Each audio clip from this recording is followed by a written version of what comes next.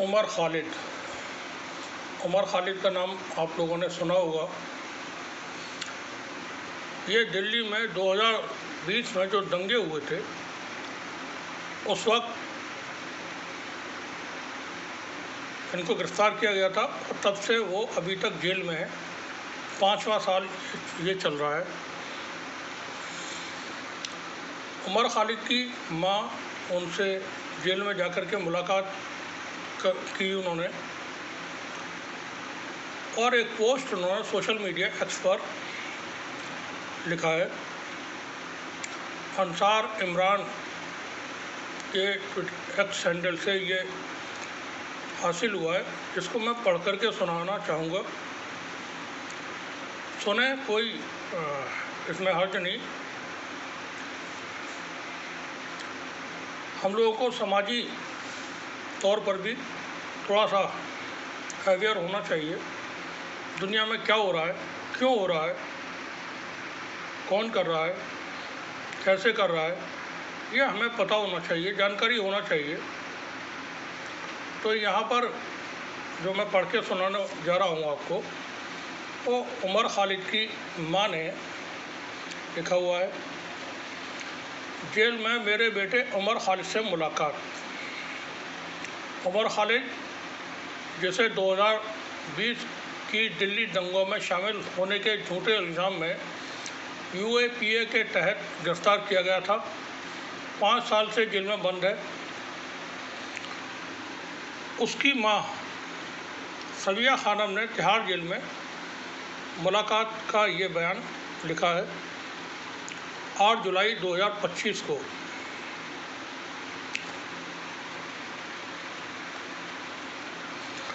वो लिखती हैं, जेल में अपने बेटे उमर से मिलकर मेरी रूह को नई ताकत मिली। पिछले 2 हफ्ते से उमर का कोई वीडियो कॉल नहीं आया। पता चला टेक्निकल दिक्कत की वजह से मुलाकात नहीं हो पा रही है। बेचैनी होने लगी, क्योंकि यही आधी अधूरी मुलाकात का सहारा था। दिल भारी था, आंखों में आंसू टपक रहे थे। फिर अचानक खुदा की मर्जी से सीधी मुलाकात का ख्याल दिल में आया। पति से कहा तो उन्होंने काम का बहाना किया। मैंने हिम्मत न हारी और अकेले ही जेल चल पड़ी। उम्र के इस पड़ाव पर जेल जाना मुश्किल काम है, मगर जब इंसान खुदा पर भरोसा रखे तो मुश्किल रास्ते भी आसान हो जाते हैं। आज महीनों बाद बेटे से आमने सामने मिलने जा रही थी। दिल में एक अजीब सी घबराहट थी।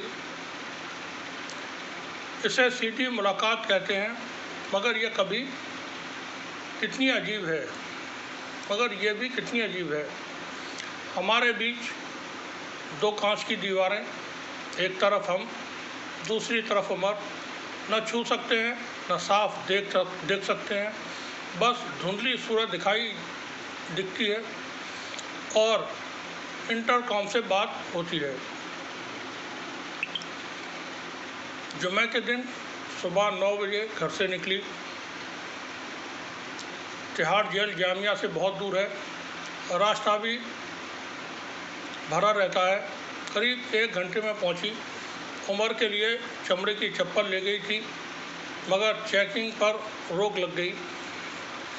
बहुत मिन्नतें की, मगर माने नहीं। चप्पलें वही छोड़नी पड़ी। अंदर अपनों से मिलने वालों की लंबी कतारें थीं। औरतें, मर्द, बच्चे, और ज़्यादा भीड़ लग रही थी। मैं भी एक लाइन में लग गई। पीछे 2 औरतें अपने कैदियों के बारे में बता रही थी। एक का बेटा बलात्कार के केस में, दूसरे का देवर भी उसी जुर्म में। मैं चुप रही। सोचा कैसे बताऊं कि मेरा बेटा बगैर किसी जुर्म के 5 साल से जेल में सड़ रहा है। दिमाग में उमर की 2 बार मिली पैरोल की याद आई। बहन और चचेरी बहन की शादी के लिए 7 दिन। वो खुशी के पल कितनी जल्दी गुजर गए। इन्हीं ख्यालों में खोई थी कि मेरी बारी आ गई। फिर उमर के खर्चे के पैसे जमा करने की और लंबी कतारों में जितना वक्त बिताएं उससे कहीं कम वक्त उमर से बात कर पाई। इसके बाद जेल के भीतर जाने की लाइन लगी। पहले जूते एक्सरे से गुजरे, फिर बॉडी चेक हुआ, फिर जेल नंबर 2 तक पैदल चलना पड़ा। मुलाकात वाली जगह पर एक महिला स्टाफ ने पर्ची देखकर प्यार से कहा, ओह, आप उमर की अम्मी हैं। मैंने उनके दोस्तों को देखा है मगर आपको पहली बार देख रही हूँ। उन्होंने अंगूठे का निशान लगवाया और वेटिंग रूम में बिठा दिया। उनकी बातों में उमर के लिए इज्जत झलक रही थी। मैंने सोचा ये उमर के अच्छे अखलाक की वजह से होगा। जेल में जहाँ गालियाँ आम बात है वहाँ अदब से पेश आने वाला कैदी सबका दिल जीत लेता है। उमर को तो गुस्सा भी बहुत कम आता है और अब जेल के भीतर हर कोई जानता है कि उमर बेगुनाह है, सिर्फ सरकारी जुल्म का शिकार है। वेटिंग एरिया में चिड़ियों की चहचहाहट सुनकर दिल खुश हो गया।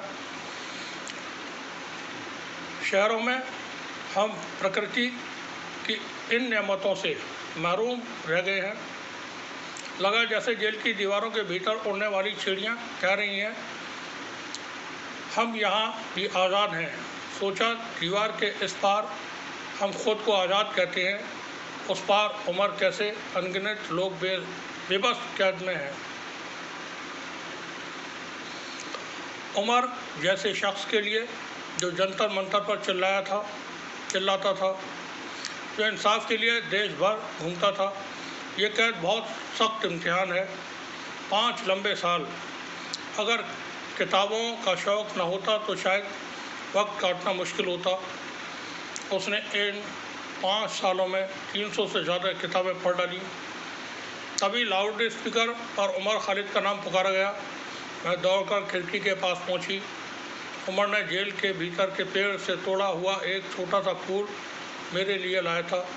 वो फूल मेरे लिए किसी कीमती तोहफे से कम नहीं था। कांच और सराहों के पीछे इंटरकॉम से बात हुई। अम्मी बहुत देर लगा दी। मैं तो काफ़ी देर से इंतजार कर रहा था। मैंने कहा, बेटा, कतारें बहुत लंबी थीं। उसने घर के हर सदस्य का हाल पूछा, अब्बू की तबीयत, बहनों की कुशल, बच्चों का हाल, जेल के भीतर की ज़िंदगी के किस्से सुनाए। मैं हमेशा की तरह उसके खाने पीने और सेहत को लेकर परेशान थी। तबीयत ठीक तो है? क्या पढ़ रहे हो? बहुत गर्मी तो नहीं लग रही? उसने हर सवाल का जवाब दिया और फिर सबका हाल पूछा। बोला, अखबारों में अब्बू के कार्यक्रम पढ़ता हूँ। उसने कहना ज़्यादा सफ़र न करें उनसे कहना ज़्यादा सफ़र न करें, अपनी सेहत का ख्याल रखें। ये उमर खालिद की वालिदा ने जो मुलाकात के वक्त की कैफियत है यहाँ पर बयान की है। दरअसल जेल की ज़िंदगी कुछ इसी तरह की होती है और जिन लोगों की वाकफियत जेल से नहीं हुई कभी, तो वो जेल के अंदर क्या हालात होते हैं उसको समझ नहीं सकते किसी भी सूरत में। जेल के अंदर दुनियावी कोई कानून लागू नहीं होता है, वहाँ का अपना अलग तरीके का कानून है।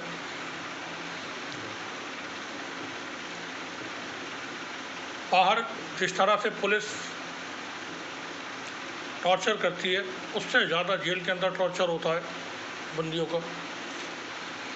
जो बड़े बड़े ऑफिसर्स जेल में मुआयना करना जाते हैं वो एक रूटीन प्रक्रिया होती है।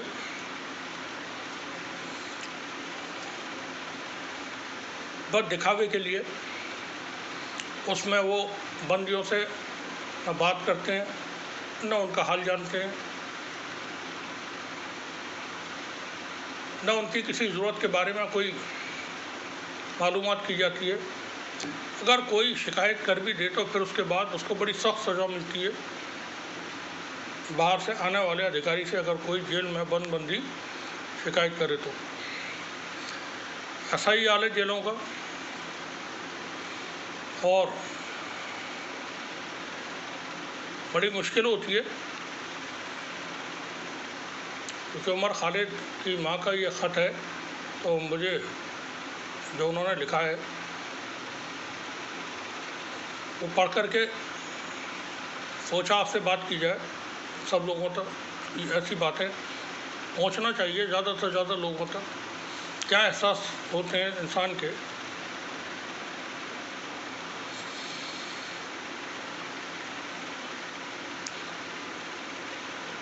बहुत मुश्किल होता है जेल की ज़िंदगी जीना। और उमर खालिद जिस तरह की ज़िंदगी 5 साल से वो जेल में है, कोई अंदाज़ा नहीं लगा सकता कितनी मुश्किल है ये। आप सोचेंगे तो उससे भी कोई उसकी तकलीफ़ को आप महसूस नहीं कर सकेंगे।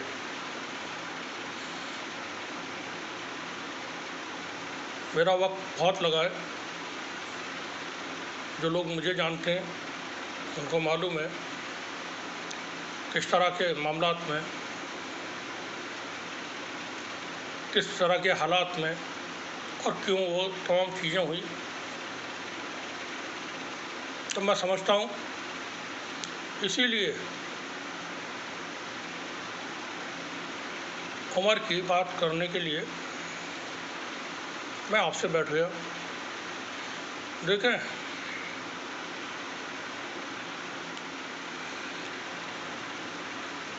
कोई सड़क पे किसी का हादसा हो जाए, एक्सीडेंट हो जाए, चोट लगी हुई है, भीड़ जमा हो जाती है, लोग आते हैं, देखते हैं, खड़े हो जाते हैं और वो बहुत भयानक चोट लगी है, अरे बहुत बुरा हुआ है,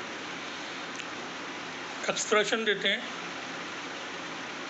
आहें निकलती हैं उनकी। लेकिन जिसको चोट लगी हुई है, तकलीफ़ का एहसास उसी को है। हम सिर्फ एक ज़ाहिरी तौर पर अफसोस जाहिर कर सकते हैं, लेकिन ये भी हम नहीं करते हैं जो कि करना चाहिए, वो भी नहीं करते हैं, लेकिन करना चाहिए। लोगों की सन 90 के बाद से जो तब्दीली आई भारत में, बाबरी मस्जिद का मामला जब से हुआ, चढ़ाइयाँ शुरू हुई मस्जिद के ऊपर, तब से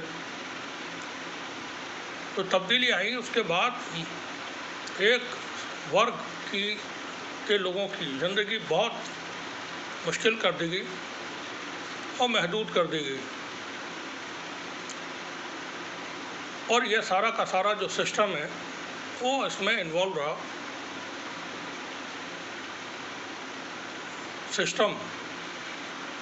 ये सिस्टम ही है जो तमाम चीज़ें चलाता है। वरना बेकसूर बेगुनाह जिनके बारे में कोई सबूत ना हो, कोई एविडेंस ना हो,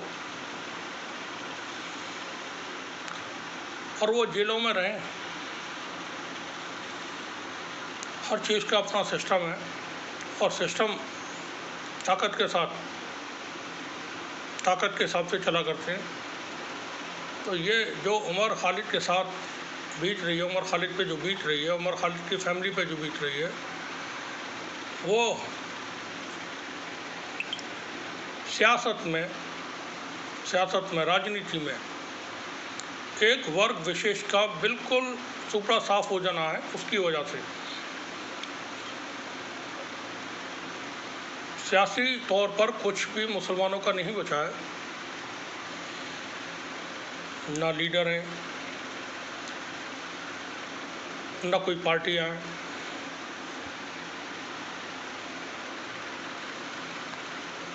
कोई बोलता है तो फिर वो सजाएं भुगतता है।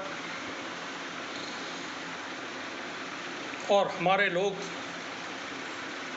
डर की वजह से या अपने कामों में उलझे हुए होने की वजह से जिस पे पड़ती है वो भुगतता रहता है, बाकी किसी को कोई परवाह नहीं होती, कोई साथ भी नहीं आता है। और उमर खालिद के साथ 5 साल से कैसे उसकी फैमिली सरवाइव कर रही है, किस तरीके से, हमें भी नहीं मालूम।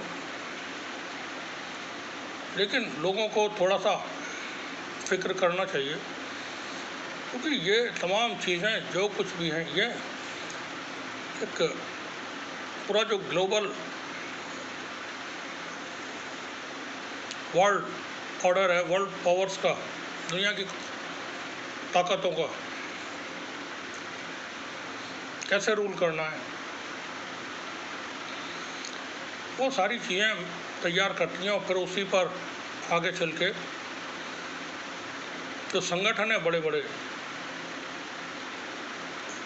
वो अपने हिसाब से अपने तौर तरीके, अपने रूल्स, अपनी प्लानिंग्स वो इम्प्लीमेंट करते हैं सरकारों के ज़रिए। जैसे भारत में आरएसएस का जो भी अपना मॉडल है, जो भी उनके टारगेट्स हैं, वो सब हासिल करने के लिए काम जारी है। और भारत को हिंदू राष्ट्र बनाना है, मुसलमानों को दोयम दर्जे का, सोयम दर्जे का, पता नहीं किस दर्जे का नागरिक बनाना है, गुलाम बनाना है उनको। क्योंकि 1200 साल के बदले लिए जाने हैं। ये जो समय है, जो 2014 में भारत को आज़ादी मिली, उसके बाद से जो ये वक्त है, ये 1200 साल तक जो भारत गुलाम बना करके रखा है जिन लोगों ने, उनसे, उनकी नस्लों से, उनसे बदले लिए जाने का वक्त है। तो बदले चुकाने पड़ेंगे। किस तरह खून के बदले उतारे गए, ये खता एक ने 4 मारे गए। आगे का शेर मैं नहीं सुनाऊंगा।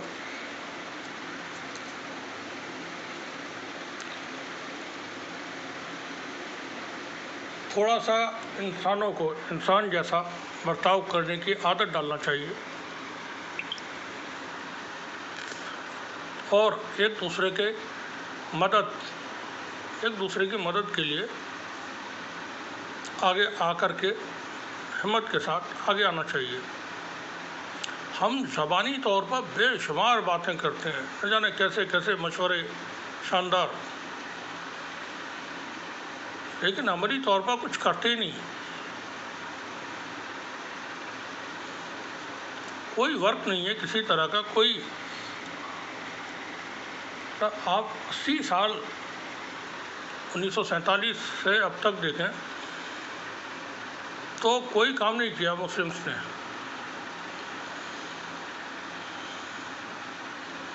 और पिछले 300 साल की, 350 साल की अगर हिस्ट्री देखें भारत की, देखिए ग़ुलामी में एक अलग, जब हुकूमत में नहीं रहते हैं, जैसे ही कोई कौम हुकूमत में आती है तो उसका सब कुछ बदल जाता है। जैसे घोड़े की सवारी, आप घोड़े पे बैठें, कभी बैठते ही घोड़े पर सवार होते ही पूरी बॉडी लैंग्वेज चेंज हो जाती है, आवाज़ चेंज हो जाती है, तौर तरीके बदल जाते हैं।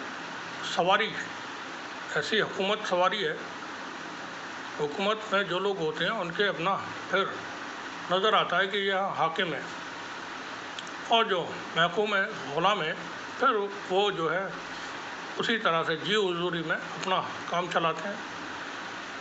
आप देखें, इस वक्त नज़र डालें अपने आसपास,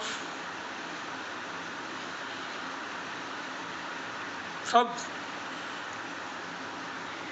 एक ही रंग में रंगे,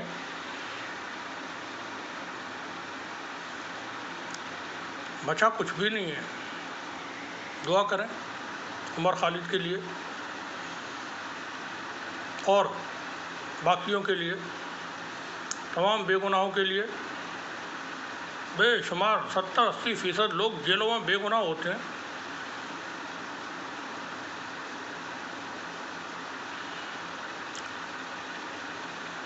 एक रिक्शे वाले को पुलिस ने अकेले को चोरी के इल्ज़ाम में जेल भेज दिया और उस पर गैंगस्टर और लगा दी ऊपर से।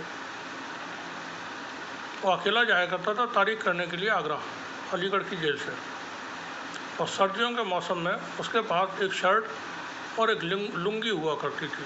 बिहार का रहने वाला था। कोई नहीं मिला तो उसको चोरी के इल्ज़ाम में जेल भेज दिया था। अब इस तरह का बंदोबस्त है, ऐसी व्यवस्था है। दुआ करें बेगुनाहों के लिए, गरीबों के लिए। शुक्रिया आप सभी का।